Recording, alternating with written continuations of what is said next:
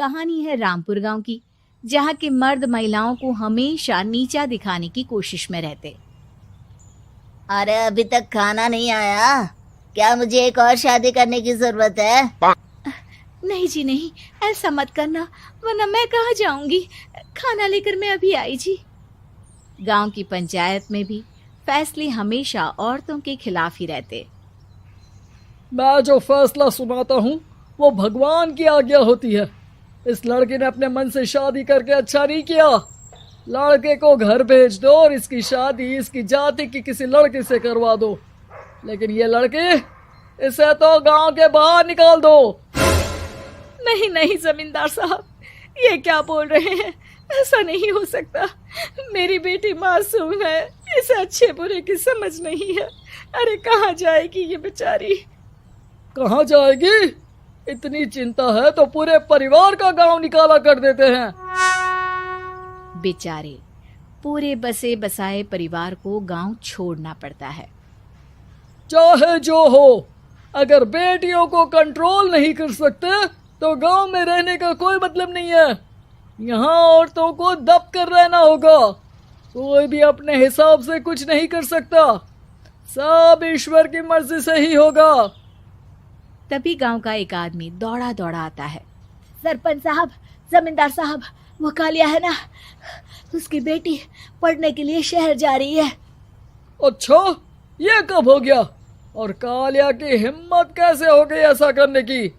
लेकर आओ उसे और उसकी बेटी को। बस फिर क्या था, हाजिर हो जाते हैं कालिया और उसकी बेटी सरपंच के सामने। अरे कालिया, ये क्या सुनने में आ रहा है? बेटी को इंजीनियर बना रहा है तू? और ये बता, गांव में तो स्कूल नहीं है, फिर कहां से इतनी क्लास पास कर गई तेरी बेटी? राधा, जो कि कालिया की बेटी है, उसे लगता है कि सरपंच उसकी तारीफ कर रहे हैं। सरपंच जी, मैंने ऑनलाइन पढ़ाई की है, डिस्टेंस लर्निंग से। सभी में मैंने अच्छे नंबर पाए हैं, जिसे देखते हुए शहर की इंजीनियरिंग कॉलेज में मुझे स्कॉलरशिप मिली है। वाह जी वाह, क्या होती है ये? पहले तो ये बताओ, फिर आगे की बात करते हैं। पूरा गांव राधा की बात सुन रहा था और राधा बोलती जा रही थी। तो ऐसे मैं फ्री में एक अच्छी शिक्षा लेकर गांव में जो कुछ परेशानियां हैं, जैसे बिजली, पानी और इंटरनेट जैसी समस्याओं के लिए काम करूंगी। मैं गांव को शहर से जोड़ने के लिए पुल का निर्माण करवाने का प्रस्ताव रखूंगी। मुझे पूरी उम्मीद है कि जल्द ही हमारा गांव भी तरक्की की राह पर चल पड़ेगा। राधा की बात सुनकर सारे गांव वाले ताली बजाने लगते हैं। सरपंच को समझ नहीं आता कि वो क्या करे। चुप रह नादान लड़की, गांव के खिलाफ जाने के लिए तुझे गांव से बेदखल कर दिया जाएगा, वो भी पूरे परिवार के साथ। और हाँ, अगर ठीक से गांव में रहना चाहती है तो ये पढ़ाई लिखाई छोड़ दे। हम तेरे लिए गांव का कोई होनहार लड़का देखेंगे। तभी गांव का एक आदमी बोल पड़ता है। अरे नहीं नहीं सरपंच जी, राधा बिटिया जो बता रही है, अगर वैसा हो जाए तो हम लोगों को पैसा कमाने के लिए बाहर नहीं जाना पड़ेगा। हाँ जी, और ना ही कोसों दूर पानी के लिए भटकना पड़ेगा। हमारे बच्चे भी अच्छी पढ़ाई कर सकेंगे और आगे बढ़ेंगे, ना कि हमारी तरह खेती करते बैठेंगे।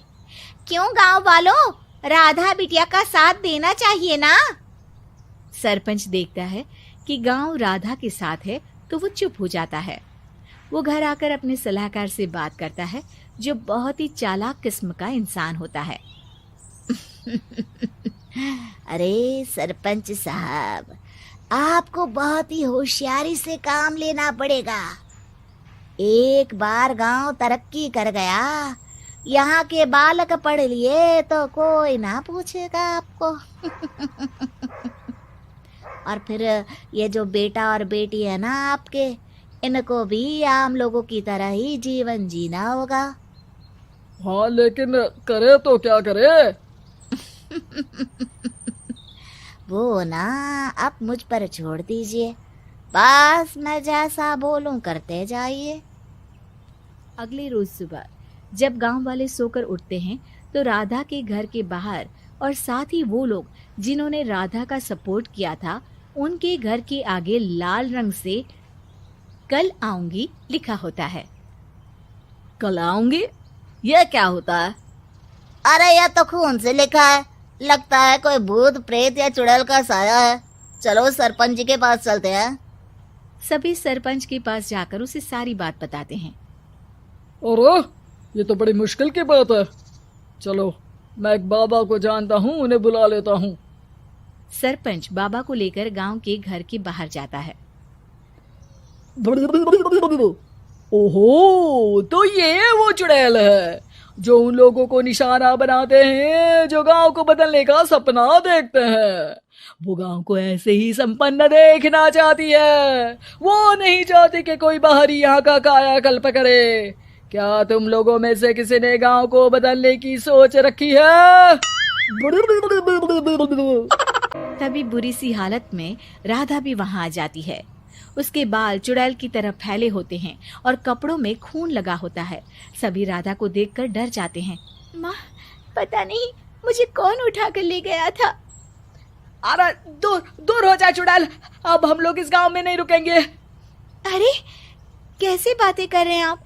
कल तो आप मेरे भरोसे गांव का हुलिया बदलने, अपने बच्चों को पढ़ाने और तरक्की उन्नति की बात कर रहे थे, तो आज क्या हो गया आपको? ये फिर तुम लोगों को बहकाएगी। ये चुड़ैल गांव में आ चुकी है, ऐसे ही ये तुम्हारे घर के बच्चों को भी ले जाएगी।